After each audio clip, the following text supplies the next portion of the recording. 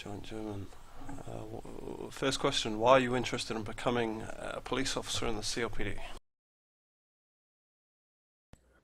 Well, I think I can bring a great service to the people and EMTs of city life. I see that there may be a need for more officers on at different times of the day. I see that there's not that many officers on in the middle of the night for me here, and I'm usually on then. So I thought might as well put my effort in to provide the protection and service that the citizens need when there's not many officers on. And of course, when there's more officers on, to provide no less of great service to them during those times. Cool.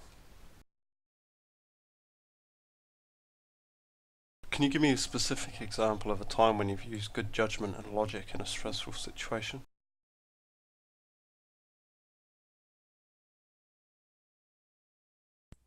Um,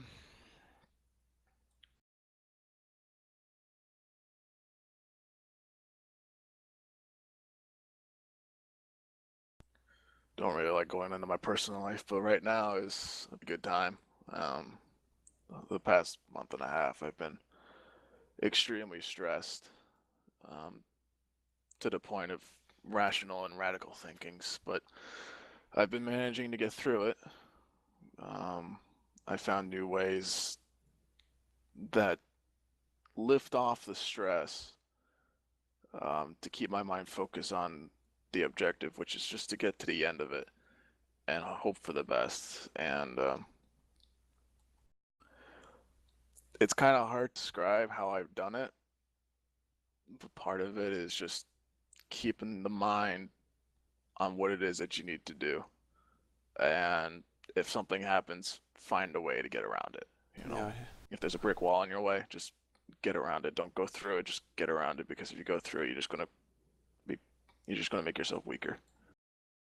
And then okay, once you become stronger, you can come back and deal with it if it needs to be. cool. Um, can you give me a specific example of a time when you've used your initiative to complete a difficult task without being told to do it? Could you say that again? You're lagging. Sorry, mate.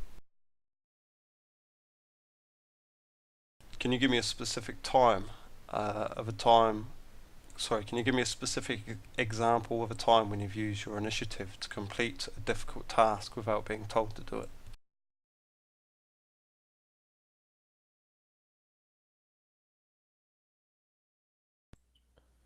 Well, there was a time, it was like maybe a year and a half ago, I'd say, when I was playing airsoft with a team I helped build.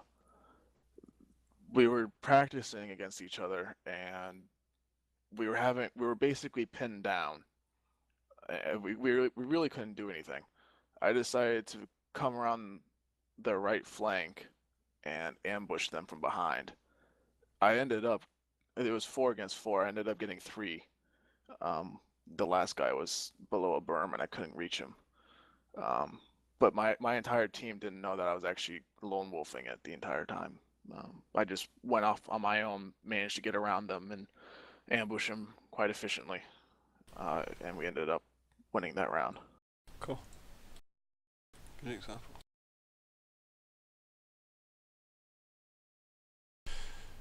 Can you please give me a specific example of a time when you've used good teamworking skills? Yeah, that would actually have to come back to airsoft as well. Um, we were going against a new team in the middle of the winter, and I didn't have my primary rifle working, so all I had was a sidearm. But being winter and it was a gas pistol, it didn't work because it was too cold for it. I had a frag grenade on me, and I needed to throw it against the enemy squad that was ahead of me. It was about 4 man, and they had us nearly pinned, but we could manage it. Uh, I told them that I was going to throw a grenade. I need 5 seconds to throw it because that's how long the fuse was. They counted down from three, provided cover fire. I threw the grenade. It bounced off a tree, managed to get one guy, but during the suppressing fire, managed to get another guy. And there was 2 guys left, and they just retreated back because they just could not deal with it. Because I had another grenade, and they saw me holding it. Cool. And we managed to push through them and won that round as well.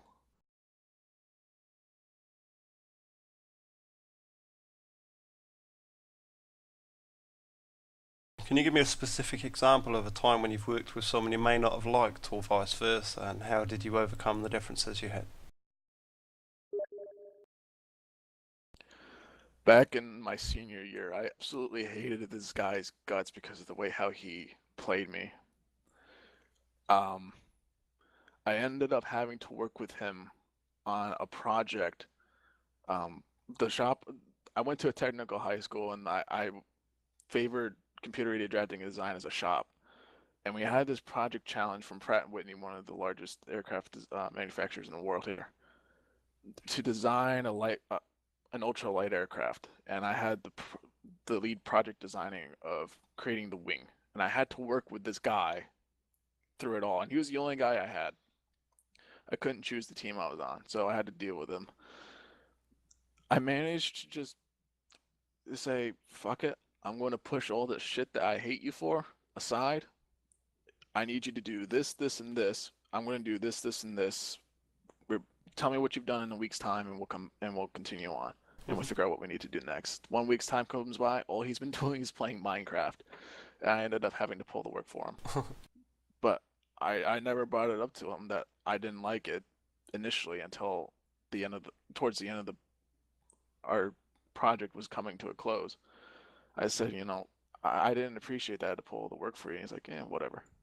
And I was like, all right, I don't really like working with you, but I did my best. He goes, yeah, I know. He wasn't really interested in the project to begin with. Fair enough. Can you give me an example of a time when you diffused a hostile situation that may have escalated?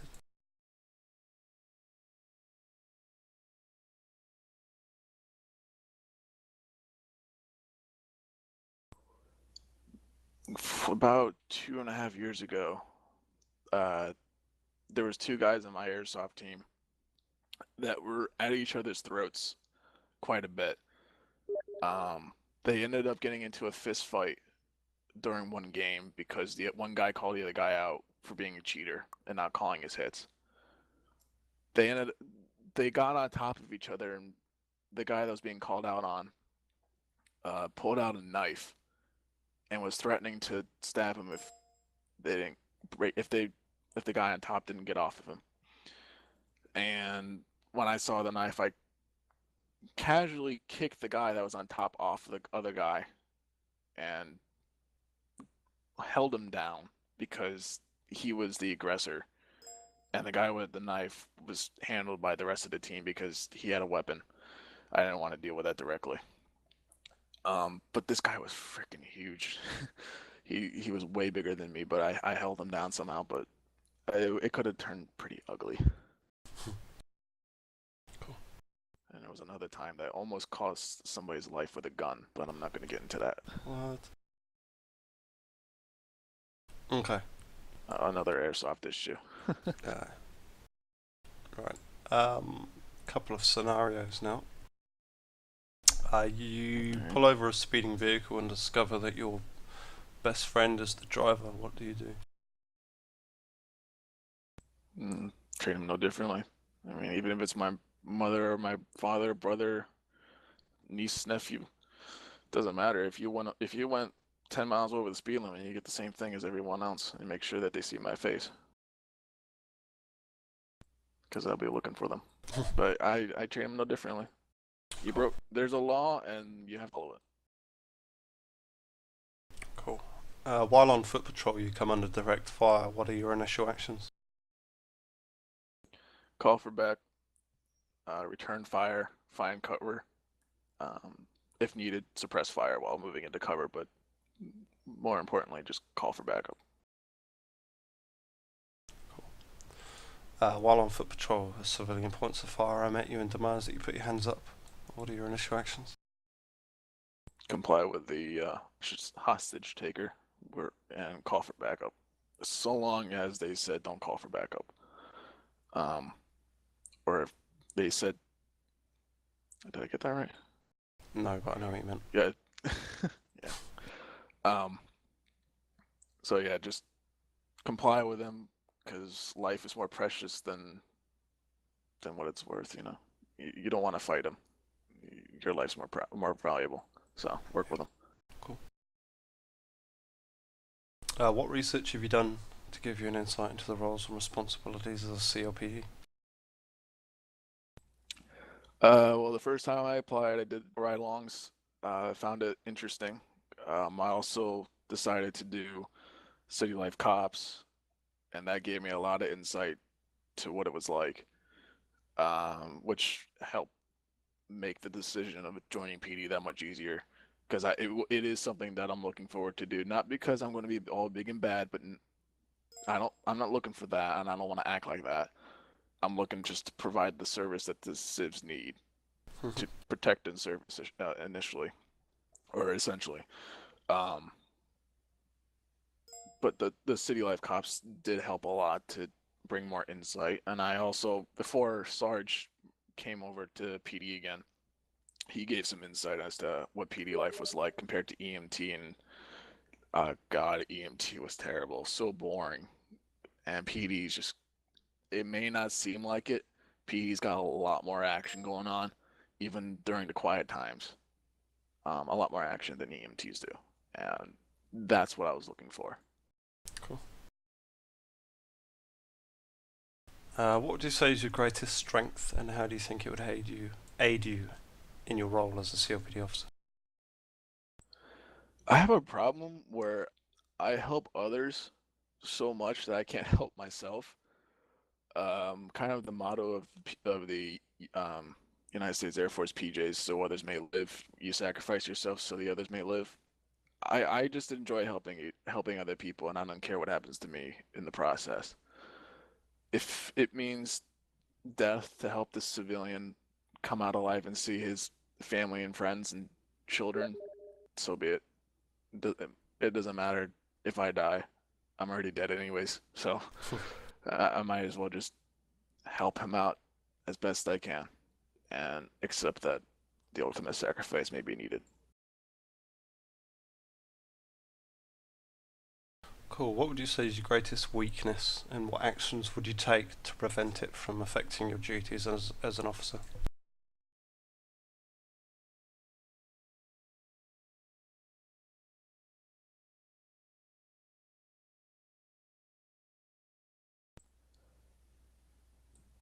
Uh, that's a tough one. Only if you don't have any weaknesses. It, I haven't actually looked at myself like this before. Uh,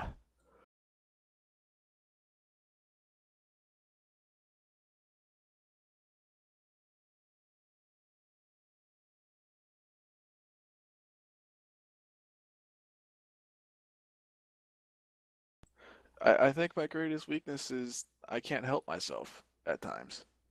I don't know exactly how to help myself, and when I start to do it, sometimes it's not in the best of ways, but it gets me somewhere.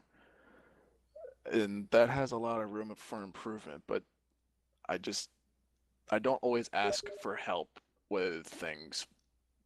Um, not all the time, but if I know I need help or it's something new to me, then yeah, I'll ask questions. But I just sometimes can't help myself, and I sometimes pay the consequences, but I just make it through it sometimes. Or actually, most of the time I make it through. Sometimes I struggle and ask for help, but I just helping myself is a tough one.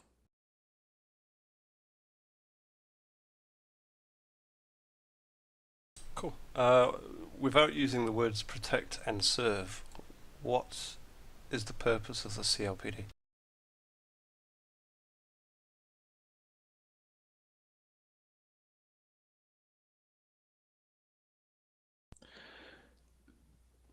To be a friend with the civilians, you don't want to seem like the bully. You don't want to be the bully because the civilians will just turn on you. if you actually go on a street level, have a chat, get to know someone, and talk to them every time you see them. Take the time out of your patrol duty to just stop and say hi. It makes all the difference in the civilian side because they know you're cool. They trust you. If you can build that trust with the civilian population, crime will significantly drop, and you have to do your duties correctly in order to gain that trust. And it all starts with talking with the civilians. And I find that very important as a role of PD officer. You need to get down on the street level and talk to the civilians. Otherwise, they're just going to turn against you.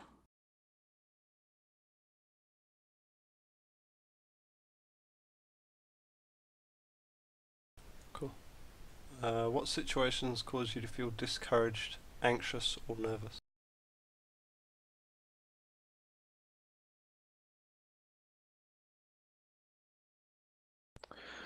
When I'm learning something new and I haven't quite got the grasp of it, I'm the kind of person that learns by doing. I can't learn in a textbook. I learn better when I do it. If I know I have to do something and I haven't done it before, I feel quite nervous if I'm doing it right. And I hope that I get positive feedback, even if it may seem and feel negative to me. I depending on what it is, if I haven't done it before, I do feel quite nervous. But with practice and feedback and criticism, I quickly learn to adjust and learn how to do it properly.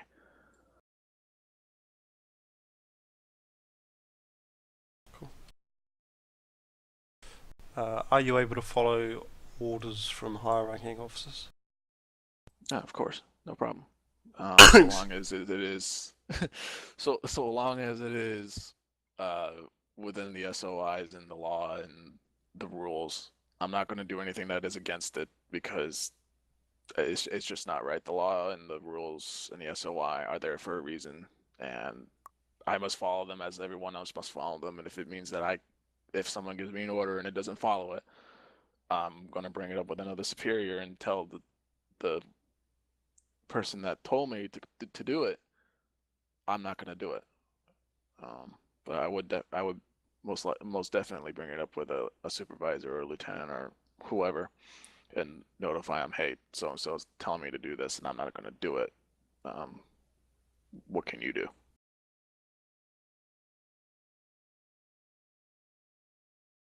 Cool.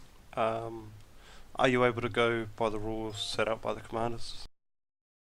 No, yeah, no problem. Cool.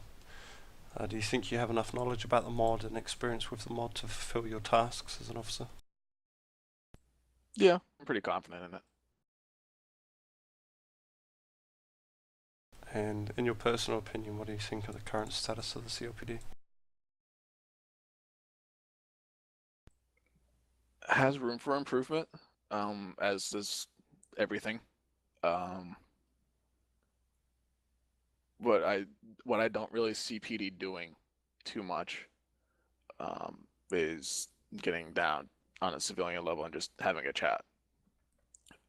Because I don't know if they feel nervous or if there's hits out for them, whatever.